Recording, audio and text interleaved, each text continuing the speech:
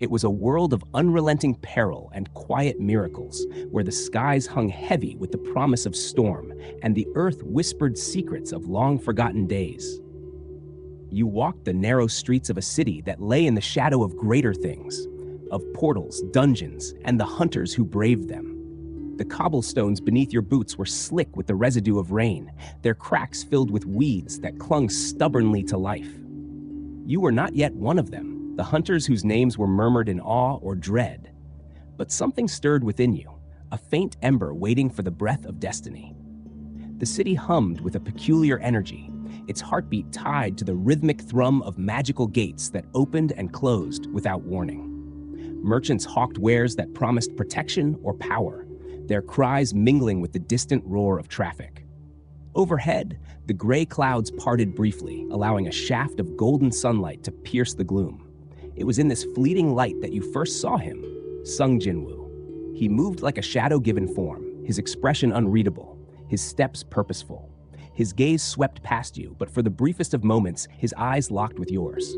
It was as if he saw something within you, a glimmer of potential yet to be realized. Then he was gone, disappearing into the crowd, leaving you with an uneasy sense of foreboding and a spark of something you could not name. The desperate gambit. You were no hunter, not in rank, not in skill, yet desperation drove you. Your life had become a cycle of quiet lies and hidden truths, a daily gamble to scrape together enough to survive. In a world where magical gates brought wealth and power to those strong enough to venture within, you lived on the edges of that world, pretending to belong. The announcement came suddenly. A low-ranked gate had appeared in the outskirts. It was a chance, perhaps the only chance, to slip in unnoticed. The gate's minimal threat level meant it required only a handful of hunters. You forged a permit, crudely mimicking the insignia of an E-rank hunter. Your stomach churned with fear as you approached the group preparing to enter. The leader was a towering man named Garrick, a D-rank hunter known for his boisterous laugh and heavy axe. "We've got a green one here," he said, eyeing you with a mix of suspicion and amusement. "Name?" You gave a false one, your voice steady despite the tremor in your hands. A woman in her mid-30s with sharp eyes and a healer's badge pinned to her coat, Mira, narrowed her gaze. "They look too nervous to even hold a blade," she said. "Relax," Garrick waved her off. "It's an E-rank gate. Nothing we can't handle. Let the kid prove their mettle." You swallowed hard, nodding. The forged permit passed inspection, barely. As the gate flared open, a ripple of dread passed through you. You weren't a hunter. You didn't belong here. And yet, here you were. Gate 1. The mistake inside. The dungeon seemed deceptively calm. Its stone walls glowed faintly, veins of blue light running through the cracks like veins in marble. The group moved cautiously, Garrick leading, Mira in the middle, and a wiry, quiet man named Lorne taking the rear. Two others rounded out the group, Idris, a brash fire mage, and Silas, a soft-spoken scout. The first challenge came suddenly. A swarm of insect-like creatures burst from the walls, their chitinous bodies gleaming in the dungeon's eerie light. Garrick roared, cleaving through the creatures with ease, but something went wrong. Idris's fireball, poorly aimed, struck the ceiling, dislodging a cascade of stone that blocked their retreat. "You fool!" Mira shouted, her voice tinged with panic. "We're trapped now!" The group began to fracture, panic spreading like wildfire. You, silent, unnoticed, watched the chaos. It was then you noticed the markings on the floor, faint but deliberate, forming a pattern. They weren't random, they were a map. "There!" you shouted, pointing to a narrow passage hidden in the shadows. "It's a way out!"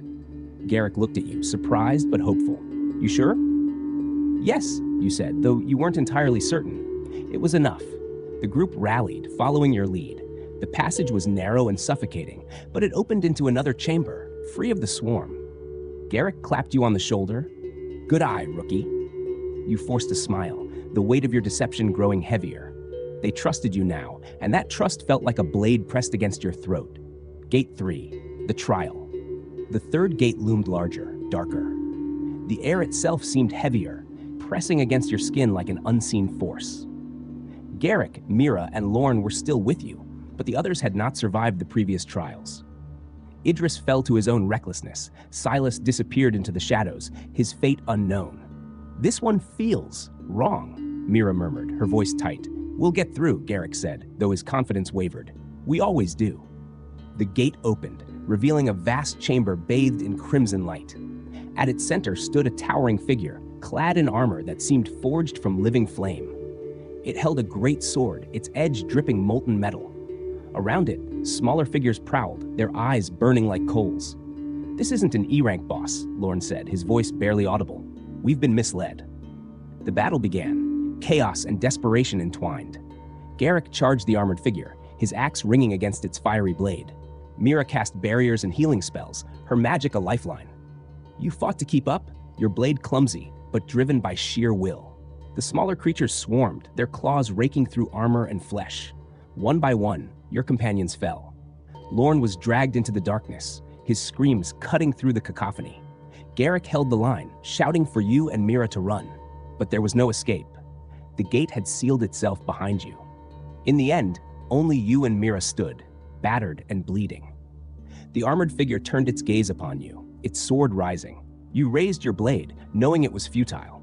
The blow came, and darkness swallowed you. But the darkness did not end. It shifted, coalescing into something tangible. A voice, cold and infinite, whispered in your ear. "You have died, but death is not the end. Rise and claim your destiny." When you opened your eyes, the chamber was gone. Mira and Aerith were standing at the gate's exit, their faces etched with exhaustion and disbelief. Mira looked at you, her voice shaking. "The gate opened when you fell. It let us go." Aerith nodded grimly. "Whatever happened, it's tied to you. That voice, that power, it chose you." Before your eyes, a translucent screen flickered into existence, its words etched in light. "Welcome to the system." Aftermath of rebirth. The light of the system's menu lingered in your vision, a strange amalgamation of hope and fear blooming in your chest. The translucent words seemed alive, shifting slightly with each blink of your eyes. Mira helped you to your feet, her hands trembling. "What just happened?" she whispered, her voice cracking. You were dead. I saw it." Aerith, younger and seemingly more composed than Mira, spoke up. "It's like a second chance. Whatever this system is, it's picked you for something. But why?" You had no answers. The screen displayed a message now, brighter and more commanding. "Select your path." 3 options appeared below. Warrior's Resolve, Mystic's Insight, Shadow's Guile. Your fingers hovered, unsure which to choose. Mira's hand closed over yours. "We need to get out of here first," she said. "Whatever this is, it'll mean nothing if we don't survive."